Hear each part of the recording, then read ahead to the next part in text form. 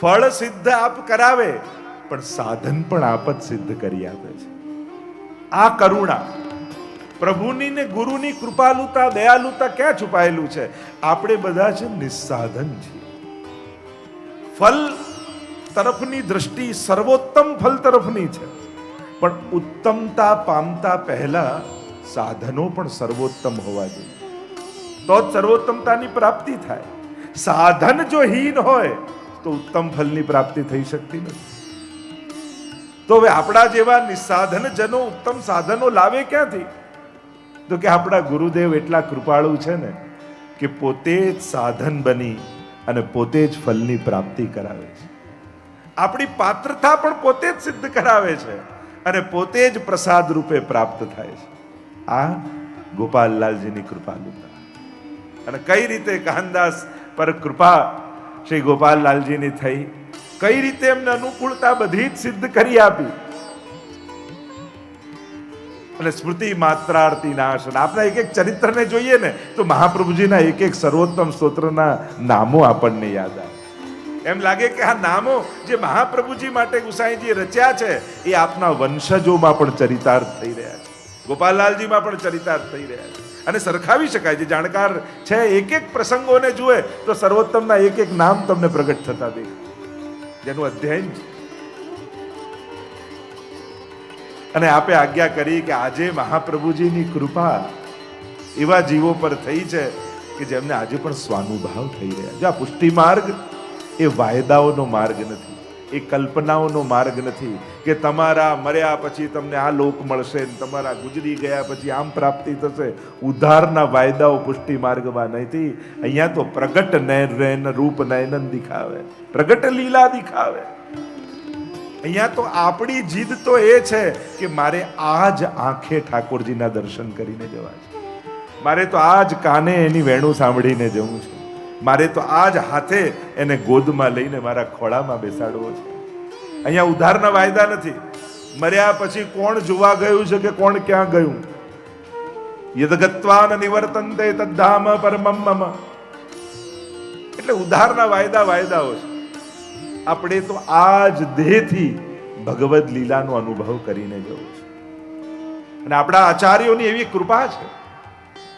એટલે ગોપાલલાલજી પોતાના પ્રથમ વચનામૃતમાં જ મહાપ્રભુજીની કૃપાને વૈષ્ણવી સૃષ્ટિ પર જ્યારે આ વાત આપે કરી, સામે બેસેલા બધા વૈષ્ણવના નેત્રો છલકાઈ ગયા કે હા, કેવી કૃપા મહાપ્રભુજીની આ સૃષ્ટિ પર થઈ છે કે આજે પણ જે મર્યાદા માર્ગના, અન્ય માર્ગના લોકો ઈશ્વર હોય તો દેખાય નહીં, એ અનુભવાય નહીં, એ સંભળાય નહીં, પ્રશ્નો કરે છે.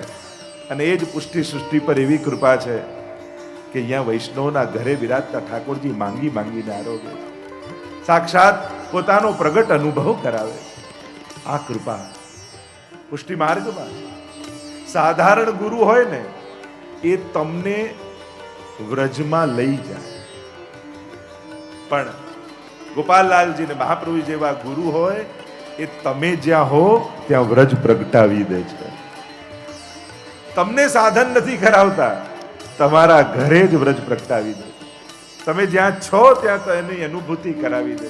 અને એટલે જુઓ ને, તમે દુનિયાના કોઈ પણ ખૂણે રહેતા હો પણ પુષ્ટાઈને ઠાકોરજીની સેવા કરો છો ને તો વ્રજની મોસમ, વ્રજની જે તિથિ, વ્રજના જે વાતાવરણ, ત્યાંનું જે મોસમ, ત્યાંનો જે માહોલ, એ જ પ્રમાણે તમે સેવા કરો છો ને.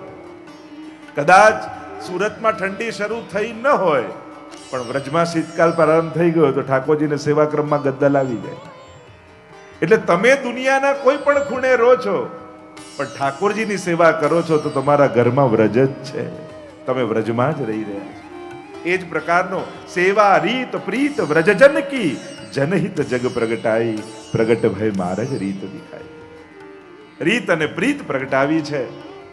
અને એટલે જ આપ ગોપાલલાલજી આજ્ઞા કરી, વચન કહ્યા, વૈષ્ણવોને જ્યારે ભાવ વિભોર જોયા, એમના નેત્રોમાં અશ્રુઓ છલકાતા જોયા, ત્યારે આપે કહ્યું કેવા ધન્ય વૈષ્ણવો છે. એ વૈષ્ણવો ધન્ય છે જેને મનુષ્ય દેહમાં પણ વ્રજ ભક્તોનો ભાવ મળ્યો છે. જો આ દેહ ભલે હીન છે, ક્ષિતિજલ પાવક ગગન સમીરા, પંચ રચિત યહ અધમ શરીરા. કદાચ આ દોષોથી ભરેલો છે, પંચમહાભૂતનો ઘડાયેલો છે, નાશવંત છે, પણ ધન્ય છે લોકો કે જે આવા નશ્વર દેહમાં પણ શાશ્વત એવો વ્રજભક્તોનો ભાવ ધારણ કરીને જીવે છે. વિચાર કરો, સાચો કોહિનૂર હીરો હોય પણ ચીથરામાં ગંદા કપડામાં બાંધ્યો હોય અને તમને કોઈ આપે, આ રાખો, ઉપરનું ચીથરું ખરાબ છે પણ તમને ખબર છે કે અંદર સાચો હીરો છો, તો તમે ખિસ્સામાં રાખો, ફેંકી નાખો? સાચવીને રાખો ને. તમને ખબર છે પેકિંગ ખરાબ છે પણ અંદર તો હીરો છે કે જેની કિંમત ન આંકી શકાય એવો હીરો છે. એમ જ ઘણી વાર લૌકિક દેહનું પેકિંગ લાગે, પણ આપણા આચાર્યો અંદર બિરાજેલા વ્રજભક્તોને જોવાની આજ્ઞા કરી છે કે આ પુષ્ટિ સૃષ્ટિના જીવો સાધારણ નથી, એ લીલાના જીવો છે. એ રીતે એને જો. આ ઠાકોરજીની લીલાથી વિખૂટો પડેલો છે. આ સકલ સૃષ્ટિના જીવો કોઈ સાધારણ નથી, આ લીલાના જીવો છે.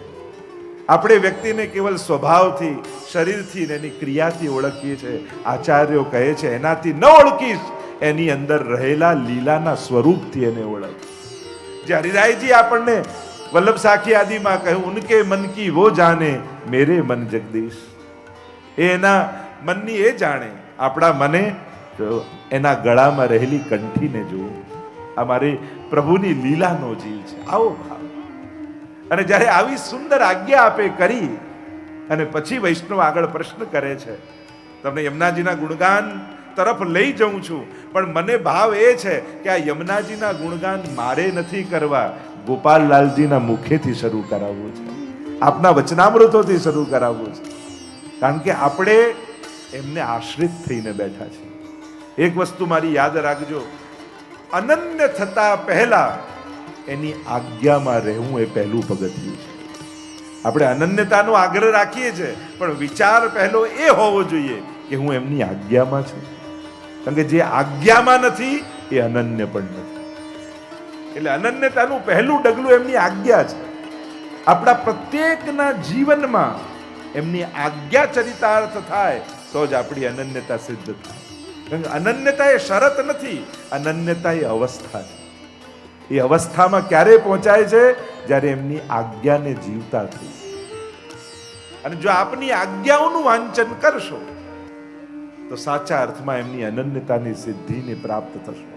અનન્યતા તો એ તો ફલ છે, એ ફલાત્મક છે, એ પહેલું ડગલું નથી, એ અંતિમ મંજિલ છે, એ અવસ્થા છે, શરત નથી. આપણે અનન્યતાને શરત માનીએ છીએ, શરત નથી, એ અવસ્થા છે. અને એ અવસ્થા સુધી આપણે પહોંચવાનું છે. અને કઈ રીતે પહોંચાશે? કે એમની આજ્ઞાઓના પગથિયા ચડતા ચડતા. 45 પગથિયાઓ છે આપના વચનામૃતોના, અને જો એ ચડી ગયા, પણ આપની તો કૃપા, એમાં પણ વ્રજેન્દ્રલાલજીની જો કૃપા થાય તો પગથિયા ચડવા ન પડે, સીધી લિફ્ટ જ મળી જાય. લિફ્ટમાં તો આપણે બેસીએ એટલે સીધા ઉપર. શ્રી યમનેશ મહાપ્રભુની કૃપા થાય તો શું દુર્લભ છે. જો કૃપા થઈ ગઈ પછી કોઈ સાધન પણ વિશેષ નથી રહેતા, પણ કોઈ પ્રોસેસ જ્યારે આપણે ફોલો કરીએ છીએ, કોઈ વિધાથી આગળ વધીએ છીએ, ત્યારે આપની આજ્ઞા દ્વારા અનન્યતા સુધી પહોંચવાનું આ પથ છે.